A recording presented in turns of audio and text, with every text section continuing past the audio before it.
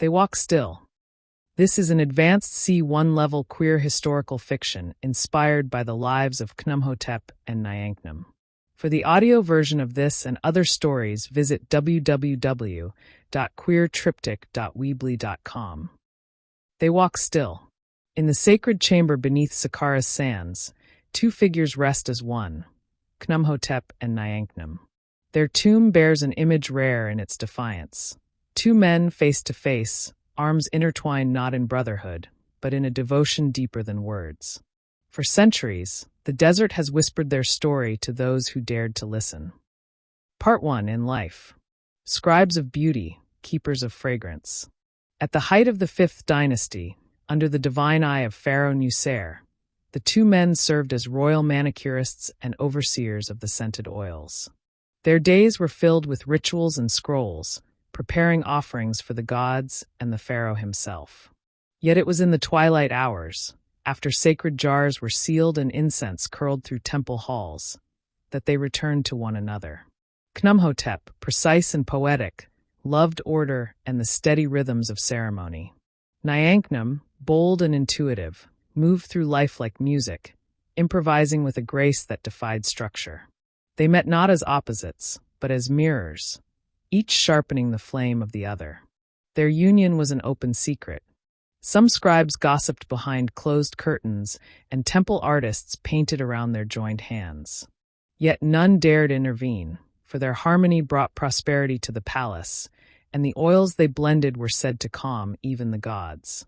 And so they carved their story into limestone, not as lovers seeking fame, but as a prayer against erasure. Part 2. The Afterlife. A trial of love in the Duat. When death claimed their earthly forms, the Duat, the vast Egyptian underworld, did not welcome them gently. A jealous scribe, resentful of their favor in court, had spoken ill of them in his final breath, cursing their union as unnatural. In death, such poison takes root. Khnumhotep awoke beneath the silver leaves of the tree of memory, where the wind carries the names of the forgotten. He searched for Niankhkhnum, but the leaves held only fragments. Faces blurred, names half-formed. His heart grew heavy.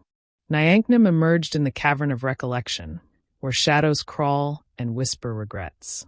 There, he relived every moment he had hidden his love, every time he lowered his gaze before priests. The Duat demanded they relinquish one another to be judged separately. But the flame between them had not died. Part 3. The Return of Flamma Indomita.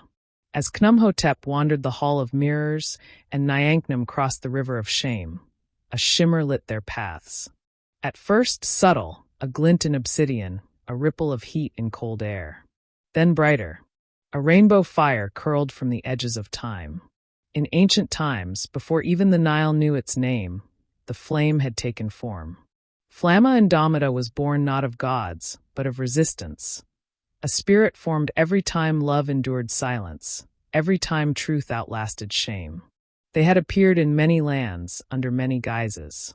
In Egypt they were flame and memory cloaked in shifting hues.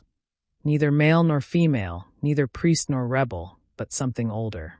They whispered to Khnumhotep, "Speak your truth in full voice." They kissed Niankhkhnum's brow, "Walk forward as yourself." And together, they led them to the Hall of Names. Part 4. The Judgment. Defiance in the face of divinity.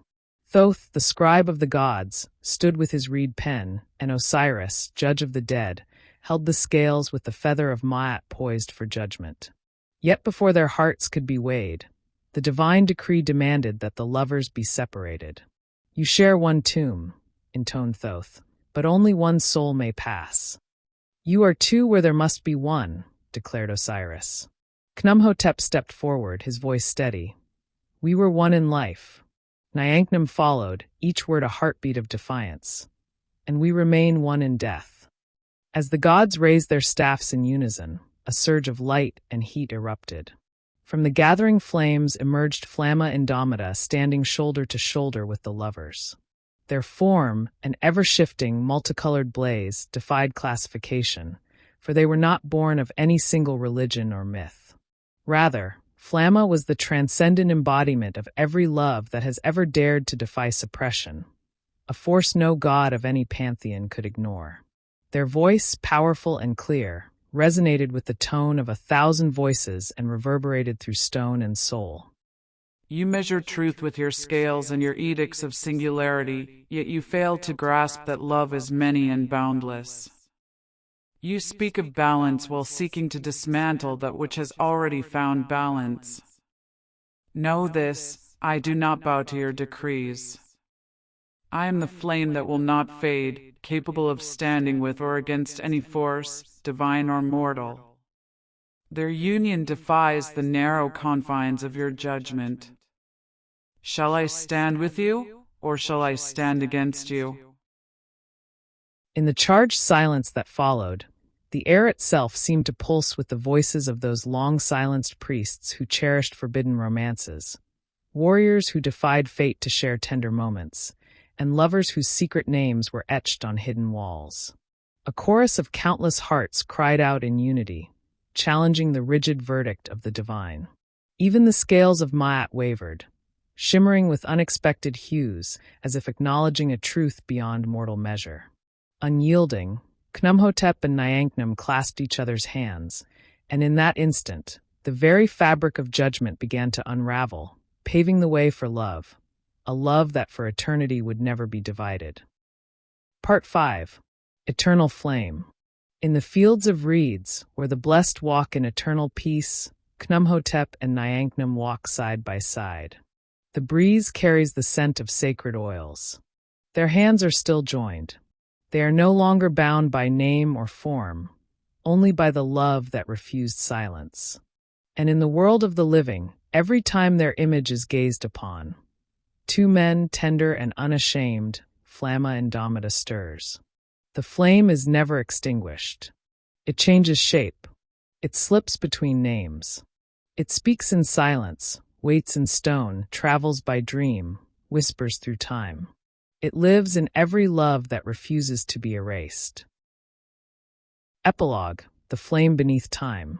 Centuries later, Dr. Maya Chin squinted at the dusty limestone relief, her flashlight casting long shadows across the carved wall. Her breath fogged in the cool chamber beneath the sand. She had spent her life chasing patterns, traces of a figure who surfaced across continents and centuries, protecting those cast out, igniting resistance. Her fingertips trembled as they traced the image on the wall. Two men, their noses touching, their hands entwined. Niankhkhnum and Khnumhotep, she whispered. But just above their heads, barely visible in the worn stone, a faint carving caught her eye, a flame, etched in soft arcs of rainbow. It shimmered as if it had waited for her. A warmth bloomed in her palm. She smiled. Found you. The flame was never just a story. It was memory. It was legacy. It is Flamma Indomita. Thank you for listening. We hope you enjoyed this Flamma Indomita story by Greg Salters. For more queer stories, visit www.queertriptych.weebly.com. Don't forget to like, subscribe, and share. And may you always burn brighter than the darkest shadow.